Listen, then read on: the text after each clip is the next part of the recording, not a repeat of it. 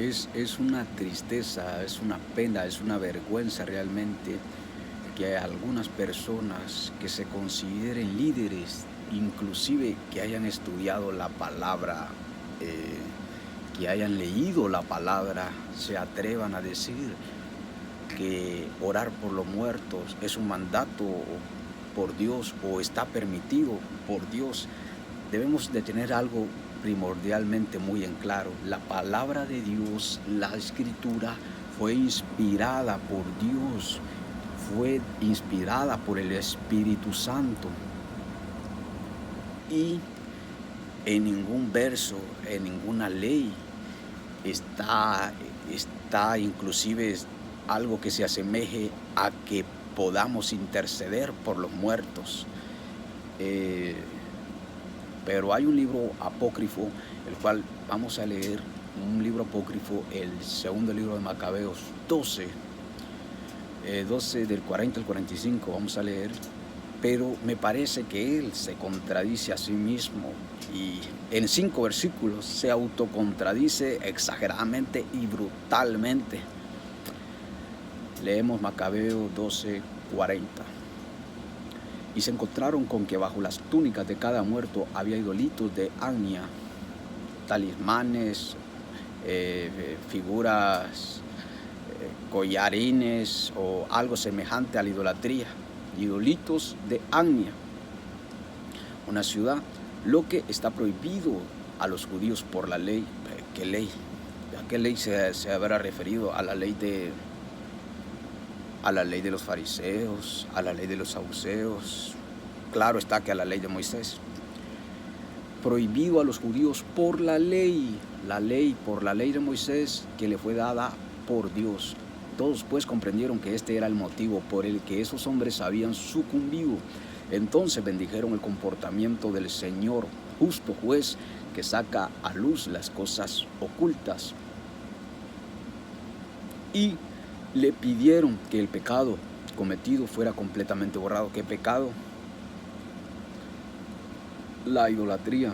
¿Cuántas veces Dios no le advirtió a Moisés que se cuidara de la idolatría, que cuidara al pueblo de hacer cosas semejantes a la que hacían los pueblos que él iba a entregar en la mano de Moisés?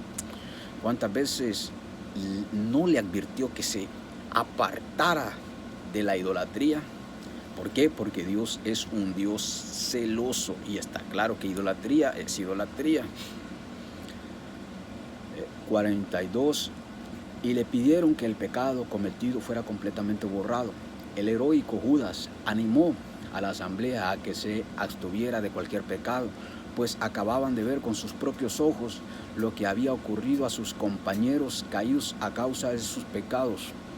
Luego efectuó una colecta que le permitió mandar a Jerusalén unas 2000 monedas de plata para que se ofreciese allí un sacrificio por el pecado.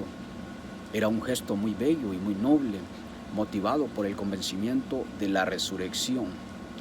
Porque si no hubiera creído que los que habían caído resucitarían, habría sido inútil y ridículo orar por los muertos, pero más ridículo es lo que viene.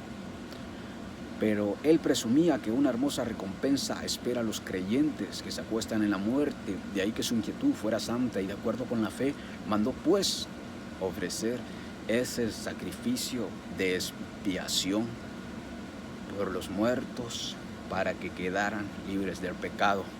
Volvemos al versículo 40, donde dice: y se encontraron con que bajo las túnicas de cada muerto habían idolitos de Agnia, lo que está prohibido a los judíos por la ley. O sea, tenían el conocimiento que la ley prohibía, estas actitudes de idolatría que estaban prohibidas por la ley. Ahí tenían el conocimiento. Pero en el 45, pero él presumía que una hermosa recompensa espera a los creyentes que se apuestan en la muerte. De ahí que su inquietud se habrán arrepentido estos del mal que hicieron, se habrán arrepentido de lo que hicieron, esa inquietud. Mandó pues ofrecer ese sacrificio de expiación por los muertos para que quedaran libres de sus pecados. Aquí en el 45 mandan a traer los escritos de Moisés y encuentran que está en alguna ley que se puede interceder por los muertos o algún mensaje divino es presenciado, porque no leo nada por el estilo, pero él presumía que una hermosa recompensa espera a los creyentes que se acuestan en la muerte. De ahí que su inquietud fuera santa y de acuerdo con la fe mandó pues ofrecer ese sacrificio. Como tenían el conocimiento que la ley de Moisés, que la ley prohibía a los judíos la idolatría,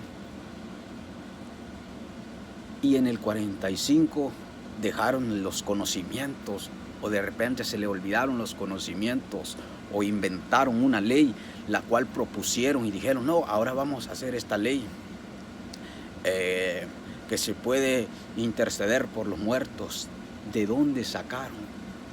¿De qué ley sacaron eso? Esa es una pregunta, creo que muy difícil de contestar, pues no tiene argumento, base, sentido, razón, nada de nada.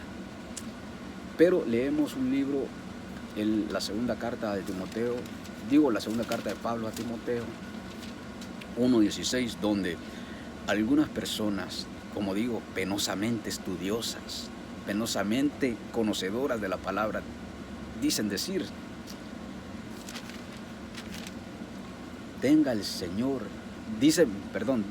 dicen decir que Pablo intercede por el alma de un amigo, que Pablo intercede por un muerto, que Pablo pide por un muerto.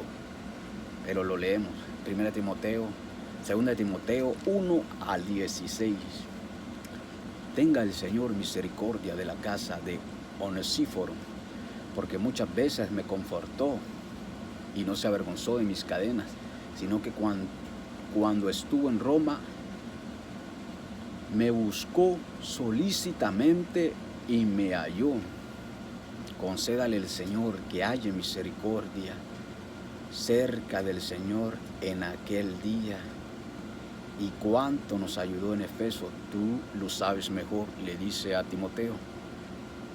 Pero aquí no veo que... y Pablo se lamenta de la muerte de Onesíforo y pide a Dios por su alma. No veo aquí nada de eso, solo veo, tenga el Señor misericordia de la casa de Onesíforo. Dios bendiga la casa del hermano Onesíforo. Dios lo bendiga porque me ayudó, Dios lo bendiga porque me confortó, Dios lo bendiga porque de mis cadenas no se avergonzó. Y no se avergonzó de mi cadena, sino que cuando estuvo en Roma me buscó solícitamente, me buscó desesperadamente. ¿Dónde está Pablo? ¿Han visto a Pablo? No le importaba si iba a sufrir, no le importaba si lo iban a condenar a él mismo. Onesíforo lo buscó insistentemente, solícitamente, y me halló y lo encontró. Concédale el Señor que halle misericordia cerca del Señor en aquel día. Que Dios tenga piedad y misericordia de él en aquel día. Dice en aquel día. No veo yo que Dios perdone su alma, que Dios tenga misericordia de su alma ya que nos ha dejado, que Dios tenga misericordia de su alma ya que partió. No dice nada de eso. Concédale el Señor que haya misericordia cerca del Señor en aquel día, con la buena persona que ha sido, con lo agradable que ha sido, que el Señor tenga misericordia, que el Señor tenga misericordia de él en aquel día. Pero en Macabeos 12, en 2 Macabeos 12:45, no me lo invento, está claro y contundente, pero él presumía que una hermosa recompensa espera a los creyentes que se acuestan en la muerte. De ahí que su inquietud fuera santa y de acuerdo con la fe mandó a ofrecer este sacrificio de expiación por los muertos para que quedaran libres de pecado.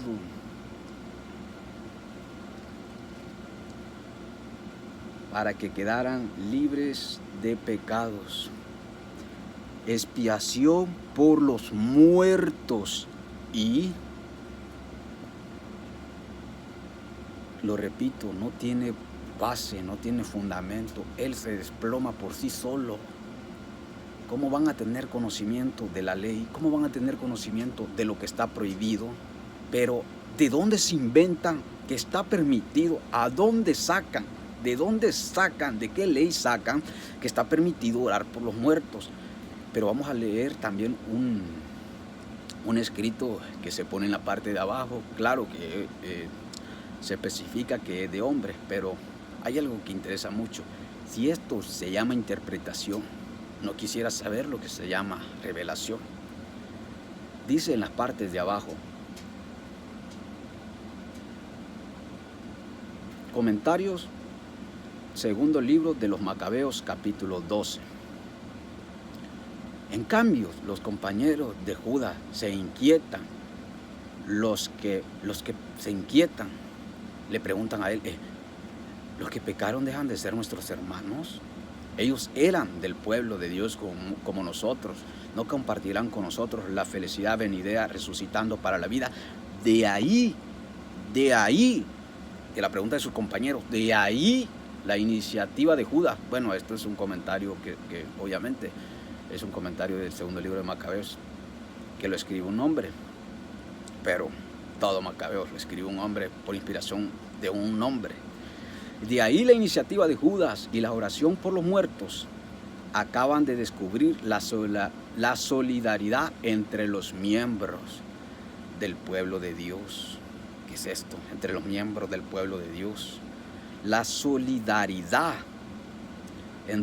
La solidaridad se hace en vida. Yo soy bueno, soy agradable con mi hermano, ayudo a mi hermano, pero ¿en qué puedo ayudar a mi hermano después de muerto? En nada. Es triste y lamentable que algunos conocedores enreden a personas tan agradables, tan honestas, tan sencillas de corazón, personas que lamentablemente uno se entristece a ver que personas tan sinceras, de un corazón puro y verdadero, caigan en estas falsedades, en estas farsas, en estas mentiras que no se argumentan ni se basan. Pero Dios tenga misericordia de la vida de aquellos que dicen que conocen la palabra, pero la manipulan a su manera. Está juzgando, no estoy juzgando, pero ¿acaso Jesús no dijo que les fuera mejor, que les sería mejor atarse una piedra de molino al cuello y tirarse al mar antes que hacer caer a uno de sus pequeños? ¿A qué se refiere con sus pequeños? Aquellos que no tienen el conocimiento de la palabra, aquellos que están empezando a buscar la palabra de Dios y se encuentran con estas doctrinas falsas, con estas doctrinas del diablo que los enredan y los encadenan al infierno. Pero vamos a leer también Primera de Timoteo 1. Primera de Timoteo, Primera de Timoteo 1 al 20, también carta de Pablo. Vamos a leer desde el 1:19. Manteniendo la fe y la buena conciencia, le está diciendo a Timoteo: mantén tu fe y la buena conciencia, desechando la cual naufragaron en cuanto a la fe algunos.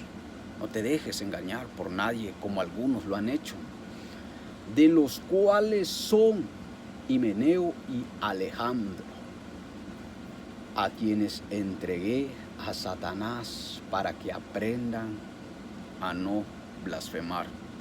Es un escrito de Pablo, sí, pueden haber 1500, 832 traducciones, pero la verdad es la verdad y nada ni nadie la podrá cambiar. Por eso todo quedó escrito, para que no cualquiera pueda decir: yo tengo la verdad ya está escrita. Que la paz y la gracia de Dios nos acompañe por siempre. Bendición para todos de gran manera.